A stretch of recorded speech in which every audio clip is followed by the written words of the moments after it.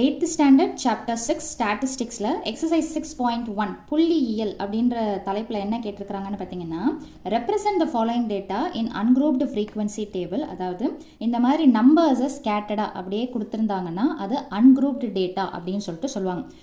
தொகுக்கப்படாதது அப்படின்னு சொல்லிட்டு சொல்லுவாங்க. ஸோ இதை நம்ம என்ன பண்ணணும்னு பார்த்தீங்கன்னா, ஒரு 25 ஃபேமிலியில் சில்ட்ரன் எத்தனை பேர் இருக்கிறாங்க அப்படின்றத கணக்கிட்டு நம்ம சொல்லணும். ஸோ அதுக்கு ஃபஸ்ட்டு நம்ம என்னென்ன டேட்டாஸ் இருக்குது அப்படின்றத நம்ம தெரிஞ்சுக்கணும். இப்போ இதை நம்ம எந்த ஆர்டரில் வேணாலும் எடுத்து எழுதலாம். அசெண்டிங் ஆர்டர், அதாவது ஏறு வரிசையில் நான் எடுத்து எழுதியிருக்கேன். ஸோ என்னென்ன நம்பர்ஸ் இருக்குது, 0லேருந்து 6 வரைக்கும் இருக்குது. ஸோ அசெண்டிங் ஆர்டர் என்னவோ அதை எடுத்து எழுதியிருக்கேன். இப்போ இதுக்கு ஒரு டேப்லர் காலம் நம்ம போடணும். ஸோ அந்த டேப்லர் காலமில் டேலி மார்க்ஸ் அப்படின்னு சொல்லிட்டு சொல்லுவோம். ஸோ டேலி மார்க்ஸ் அப்படின்னா என்னென்னு பார்த்தீங்கன்னா, லைன்ஸ் மாதிரி போட்டு நம்ம கவுண்ட் பண்ணி போடுவோம். ஸோ அது என்னன்றதை நான் இப்போ சொல்கிறேன். ஸோ ஃபஸ்ட்டு இருக்கிற ஆர்டர்ஸ் எல்லாத்தையுமே நம்பர் ஆஃப் சில்ட்ரன் சொல்லிட்டு ஒரு காலம் போட்டிருக்கிறேன். அடுத்தது டேலி மார்க்ஸ்ன்ற காலம், அடுத்தது ஃப்ரீக்வன்சி அப்படின்ற காலம். முதல்ல ஜீரோன்னா என்ன அர்த்தம், எத்தனை நம்பர் ஆஃப் ஜீரோஸ் முதல்ல இங்கே இருக்குதுன்றதை கவுண்ட் பண்ணுவோம். ஸோ அப்படி கவுண்ட் பண்ணி பார்த்தீங்கன்னா இங்கே 1, அதுக்கு அடுத்தது பார்த்தீங்கன்னா இங்கே 2. வேறு எங்கேயாவது 0 இருக்குதான்னு பார்த்தீங்கன்னா இல்லை. ஸோ அப்போ ஜீரோவுடைய எண்ணிக்கை எத்தனைன்னு பார்த்தீங்கன்னா 2.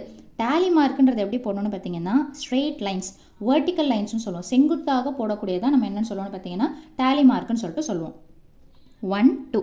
ஸோ அப்போ 2 லைனை போடுங்க. ஸோ அதுக்கு உண்டான நியூமரிக்கல் கவுண்ட் எடுத்து எழுதுறது தான் என்னென்னு பார்த்தீங்கன்னா ஃப்ரீக்வன்சி அப்படின்னு சொல்லிட்டு சொல்லுவோம். ஸோ அடுத்தது 1 நம்பர் எத்தனை தடவை வருதுன்றதை கவுண்ட் பண்ணுவோம். ஸோ எப்போவுமே நீங்கள் ஒரு பென்சில் எடுத்து என்ன பண்ணுறீங்கன்னா, கவுண்ட் பண்ணி முடிச்சதெல்லாம் ஒரு டாட்டோ இல்லை ஒரு ஹைஃபனோ அந்த மாதிரி போட்டு வச்சுக்கோங்க. ஸோ இப்போ 1 எத்தனை இருக்குதுன்னு கவுண்ட் பண்ணலாமா.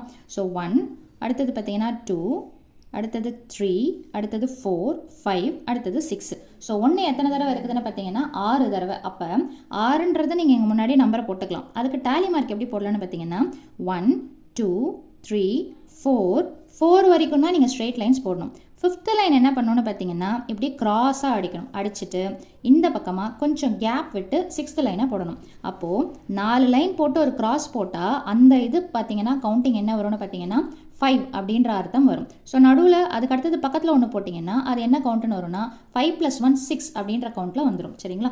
அடுத்தது 2 எத்தனை இருக்குதுன்னு சொல்லிட்டு பார்க்க போகிறோம். ஸோ 2 பார்த்தீங்கன்னா 1, 2, அடுத்தது பார்த்தீங்கன்னா 3, 4, 5 and 6. ஸோ அப்போது 2 எத்தனை இருக்குதுன்னு பார்த்தீங்கன்னா 6. ஸோ நம்ம என்ன பண்ணலாம், நியூமரிக்கல் கவுண்ட்டில் 6ன்னு போட்டுடலாம். டேலி மார்க்ஸ் எப்படி போடணும், 1, 2, 3, 4 வரைக்கும் போட்டுட்டு 5th லைனை இப்படி ஸ்ட்ரைக் அவுட் பண்ணிடுங்க. 6th லைனை இப்படி போட்டால் போதும். ஓகேங்களா. ஸோ அடுத்தது 3 எவ்வளோ இருக்குதுன்றதை கவுண்ட் பண்ணணும். ஸோ அப்போது 1, அண்டர்லைன் பண்ணதெல்லாம் விட்டுருங்க. ஸோ அப்போ மீதி இருக்கிறது தான் நம்ம தெரிஞ்சிக்க வேண்டியது. ஸோ அப்போ 1, 2, அடுத்தது பார்த்தீங்கன்னா 3, 4. ஸோ வேறு எங்கேயாவது இருக்குதான்னு பார்த்தீங்கன்னா இல்லை. ஸோ அப்போது 3 எத்தனை தடவை இருக்குதுன்னு பார்த்தீங்கன்னா 4 தடவை இருக்குது. ஸோ கவுண்டிங் 4ன்னு போட்டு டேலி மார்க்ஸ் எப்படி போடலாம், 1, 2, 3, 4 அவ்வளோதான். அடுத்தது 4ன்ற நம்பர் எத்தனை தடவை இருக்குதுன்றதை பார்க்க போகிறோம். ஸோ 4ன்ற நம்பர் எத்தனை தடவை இருக்குது, 1, 2, அடுத்தது பார்த்தீங்கன்னா 3. ஸோ அப்போ எத்தனை தடவை தான் இருக்குதுன்னு பார்த்தீங்கன்னா 3 தடவை தான் இருக்குது. ஸோ அப்போ அதுக்கு என்ன பண்ணலாம்னு பார்த்தீங்கன்னா நியூமரிக்கல் கவுண்ட்டை 3ன்னு சொல்லிட்டு போடுங்க. ஸோ இங்கே டேலி மார்க்ஸை 1, 2 and 3 லைன்ஸ். அடுத்தது பார்த்தீங்கன்னா 5 எத்தனை இருக்குதுன்னு சொல்லிட்டு பார்க்கணும். ஸோ 5 எத்தனை இருக்குது அப்படின்னு பார்த்தீங்கன்னா 5 எத்தனை இருக்குது, ஸோ இங்கே 1, அடுத்தது பார்த்தீங்கன்னா இங்கே ஒரு 2, அடுத்தது பார்த்தீங்கன்னா இங்கே ஒரு 3. ஸோ அப்போ 5 உடைய கவுண்டிங்ஸ் எத்தனை இருக்குதுன்னு பார்த்தீங்கன்னா 3. ஸோ அப்போ 3ன்ற நம்பரை போட்டுருங்க. அதுக்கப்புறம் என்ன போடுறீங்கன்னு பார்த்தீங்கன்னா டேலி மார்க்ஸ் போடணும். ஸோ நான் இங்கே 6க்கு லைன் விடலை. ஸோ நான் இந்த இடத்துல போட்டுறேன். ஸோ 6 கவுண்டிங்ஸ் எத்தனை இருக்குதுன்றதை பார்ப்போம்.